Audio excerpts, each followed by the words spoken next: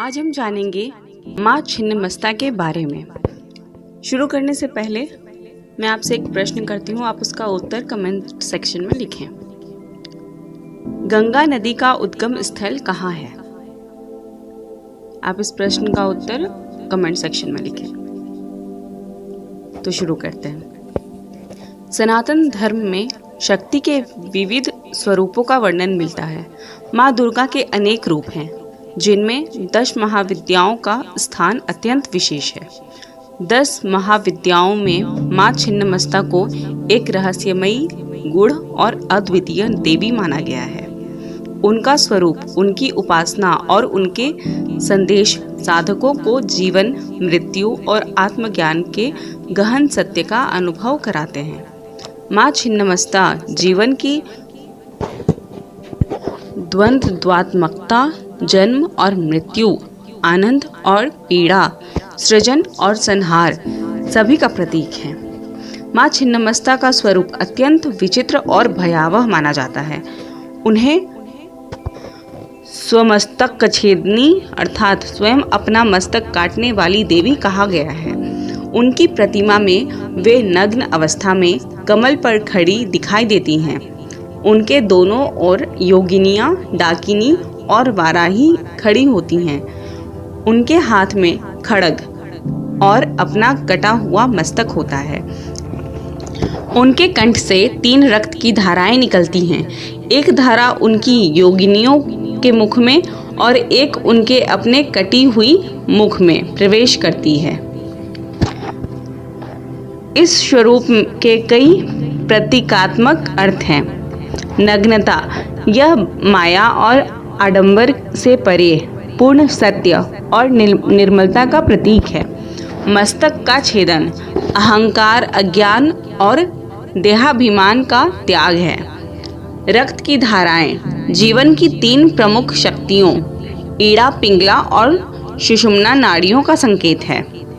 सहचरिणी, डाकिनी और वाराही शक्ति के सहायक रूप जो साधक की साधना में साथ रहते हैं। माँ छिन्नमस्ता तांत्रिक साधना की दृष्टि से अत्यंत महत्वपूर्ण देवी हैं। वे संहार और सृजन दोनों की अधिष्ठात्री हैं।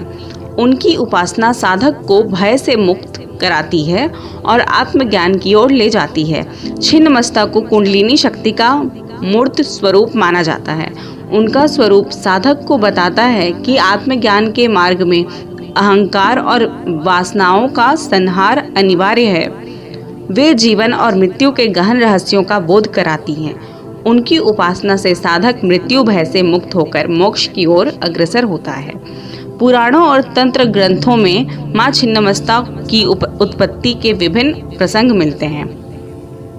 पहला कथा, पार्वती का रूप। एक कथा के अनुसार जब माँ पार्वती अपनी सहचरिणी डाकिनी और वाराही के साथ मंदाकिनी नदी में स्नान कर रही थीं, तब सहचरियों को भूख लगी और उन्होंने पार्वती से भोजन की प्रार्थना की। माँ ने कुछ समय टाल दिया, परंतु जब वे आग्रह करने लगीं तो माँ ने तुरंत अपना मस्तक काट दिया और निकली रक्तधाराओं से उनकी भूख शांत की। इस प्रकार वे छिन्नमस्ता के रूप में प्रकट हुईं। दूसरा कथा है यज्ञ में प्रकट होना। कुछ ग्रंथों में वर्णन मिलता है कि ब्रह्मांड की उत्पत्ति के समय जब प्रजापति ने सृष्टि के विस्तार हेतु यज्ञ किया, तब उनकी इच्छा शक्ति से देवी छिन्नमस्ता प्रकट हुई। वे जीवन के साथ मृत्यु और सृजन के साथ संहार की अनिवार्यता का बोध कराती हैं। माँ छिन्नमस्ता का स्वरूप केवल भयावहता नहीं दर्शाता, बल्कि गहन आध्यात्मिक संदेश देता है। पहला, अहंकार का त्याग। स्वयं का मस्तक काटकर देवी यह संदेश देती हैं कि अहंकार का नाश किए बिना आत्मज्ञान संभव नहीं। दूसरा, जीवन मृत्यु की अनिवार्यता। रक्त धाराएं जीवन शक्ति का प्रतीक है। जीवन का प्रवाह मृत्यु से अविच्छिन्न रूप से जुड़ा है। तीसरा, त्याग और करुणा। भूखी सहचरियों के लिए अपना मस्तक काट देना दया और त्याग की परिकाष्ठा है। चौथा, आत्मबल और निडरता। उनका स्वरूप साधक को निर्भीक बनने में और मृत्यु के भय से ऊपर उठने की प्रेरणा देता है। माँ छिन्नमस्ता की साधना अत्यंत गूढ़ और तांत्रिक मानी जाती है। यह साधना सामान्य जन के लिए नहीं है क्योंकि उसमें उच्च कोटि का आत्मबल और संयम अपेक्षित है।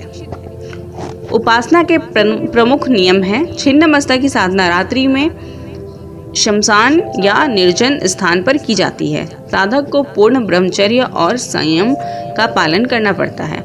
उनकी साधना में वीर भाव आवश्यक है, अर्थात भय और मोह से ऊपर उठना।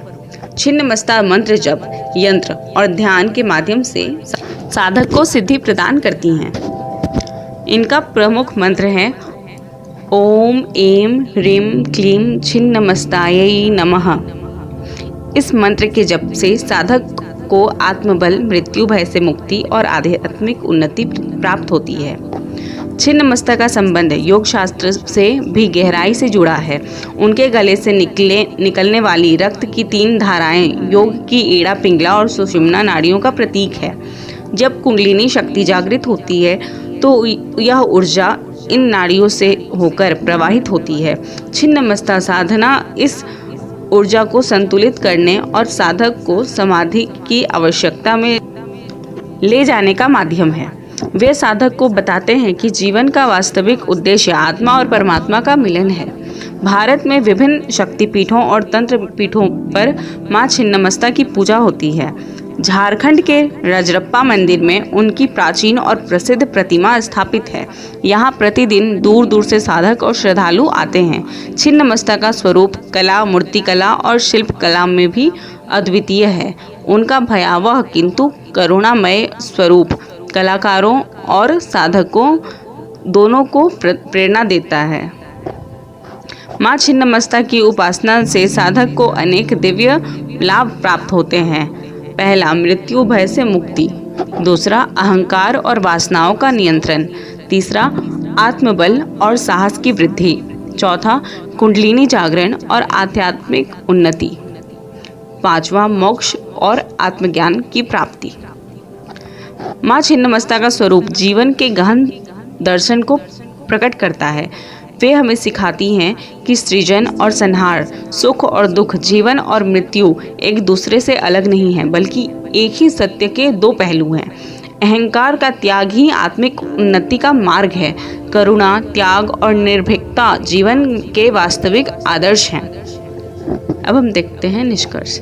माँ छिन्नमस्ता 10 महाविद्याओं में सबसे गूढ़ और रहस्यमयी देवी हैं। उनका स्वरूप साधक को चौंकाता अवश्य है, किंतु उसी के भीतर आत्मज्ञान और मुक्ति का मार्ग छिपा है।